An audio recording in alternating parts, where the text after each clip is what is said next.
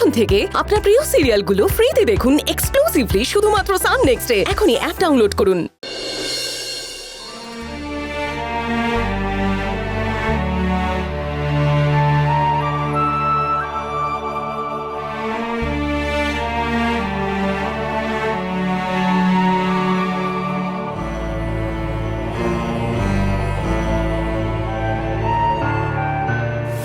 যা সম্পত্তি আছে তার থেকে একটা কানা করি তুই পাবি না।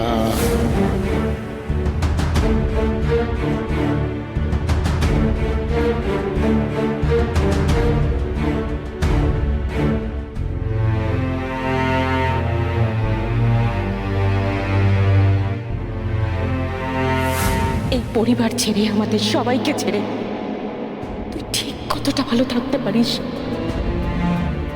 রোজগার করে বউ বাচ্চা নিয়ে কি করে তুই সংসার চালাতে পারিস?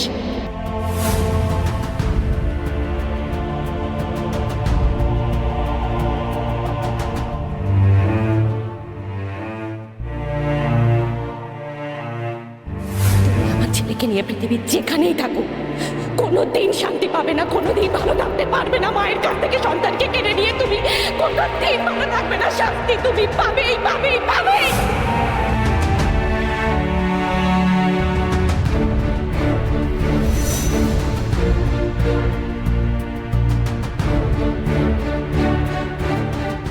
অনুরোধবাবু, আপনি আমাকে কেন এভাবে কাঠগড়ায় দাঁড় করালেন বলুন তো?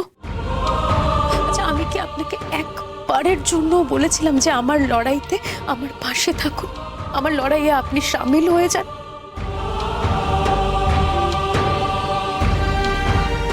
অনুরোধবাবু, আমার ছেলে না হয় সারা জীবন তার মায়ের পরিচয়ই বাঁচত। আপনি কেন বলুন তো, আপনি কেন আপনার পিতৃ পরিচয় দিতে গেলেন?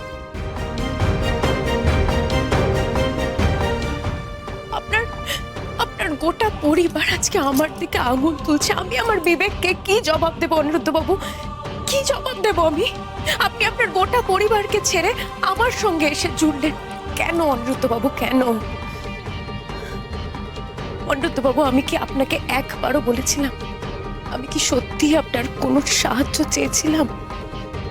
আমি কি আপনাকে একবারের জন্য বলেছিলাম যে আমার কষ্টে আমার পাশে দাঁড়ান আপনি?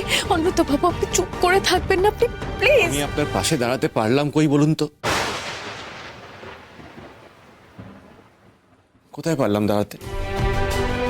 যদি দাঁড়াতে পারতাম তাহলে পারতো আমার পরিবারের লোক আপনাকে কাঠগড়ায় তুলতে। আপনি আমার অনেক বড় উপকার করেছেন। আমার বাচ্চা মেয়েটার মুখে হাসি ফুটিয়েছেন, ওকে নতুন করে বাঁচতে শিখিয়েছেন। আর সব থেকে বড় কথা, ভয়ঙ্কর বড় সত্যিটা আমার চোখের সামনে তুলে ধরেছেন। কি সত্যি অনিরুদ্ধবাবু?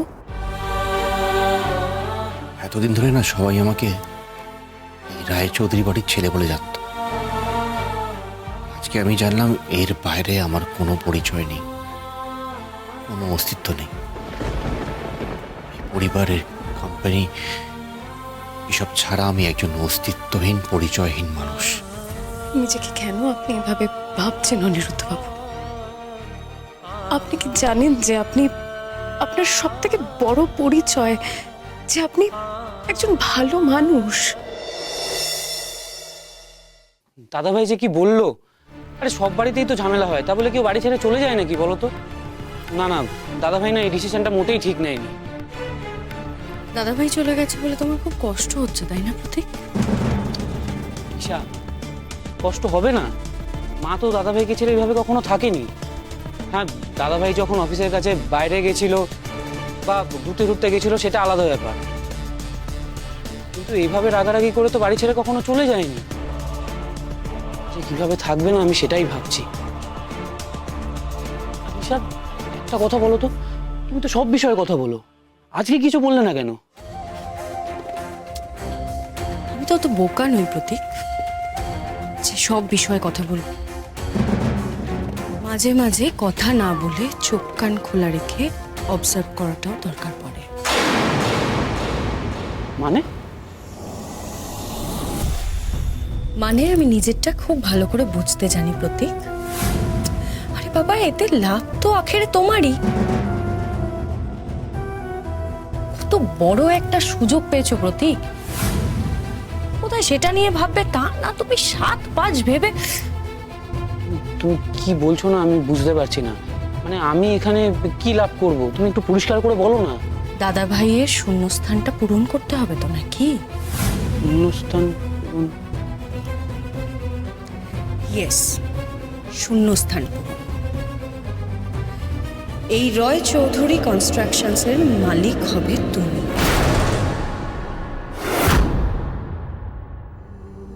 না, আমি শুধু মানুষ, আমি ভালো মানুষ হতে পারিনি তো। যদি আমি ভালো মানুষ হতে পারতাম তাহলে আমার আর আমার পরিবারের মধ্যে এরকম দূরত্ব তৈরি হতো না। আসলে কি বলুন তো, আমি ইমোশনালি খুব ডিপেন্ডেন্ট, আমি বড্ড ইমোশনাল মানুষ। আর আমার এই ইমোশনটাকে লোকে আমার দুর্বলতা ভাবে, সেই দুর্বলতার ফায়দা ওঠায়। শুধু লোকে কেন, আমার মা, আজ আমার মাও আমায় ঠকালো। আমি কার বাবা হব না হব, এর বদলে আমার মা আমাকে আবার পরিবারের সম্পত্তির বাটবারা নিয়ে ভয় দেখাচ্ছে। আমাকে লোকে ভয়ও দেখাতে পারে।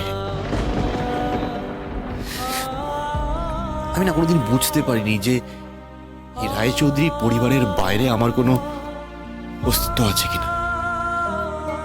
আসলে নেই। আমি আপনার কাছে ঋণী জাগৃতি। আপনার জন্য আমি আজকে জানতে পারলাম যে এই পরিবারের বাইরে আই এম জাস্ট নাথিং, কিচ্ছু না। সেখানে আপনি আপনি একা সবকিছুর সাথে লড়াই করছেন। যদি আজ আমি আপনার পাশে নাও দাঁড়াই, আপনি আপনার ছেলের জন্য একা একা সবকিছুর সাথে সবার সাথে লড়তে পারেন। আমি পারি না। শক্তি আছে আপনার, কিন্তু আমার নেই। আপনি হয়তো আমার থেকে অনেক সাহসী অনিরুদ্ধ বাবু, অনেক বেশি সাহসী। দেখবেন এটা একদিন সবার সামনে আসবে। জানি না, আমি সত্যি কিছু জানি না। আমি শুধু এইটুকু জানি, আমাকে নিজের একটা পরিচয় তৈরি করতে হবে, একটা শক্তি তৈরি করতে হবে, যাতে আমার পরিবারকে আমি রক্ষা করতে পারি, যাতে আর কেউ আমার দুর্বলতার ফায়দা না উঠাতে পারে। চাকরি আপনি থাকবেন আমার কাছে। চাকরিতে এখন আপনারও কোনো চাকরি নেই আর আমারও কোনো কাজ নেই। আমরা দুজনে মিলে পারবো না নতুন ভাবে নতুন কিছু শুরু করতে, যেটা আমাদের দুজনের সৃষ্টি হবে। আমরা আমাদের দুই সন্তানকে ভালোভাবে মানুষ করতে পারবো।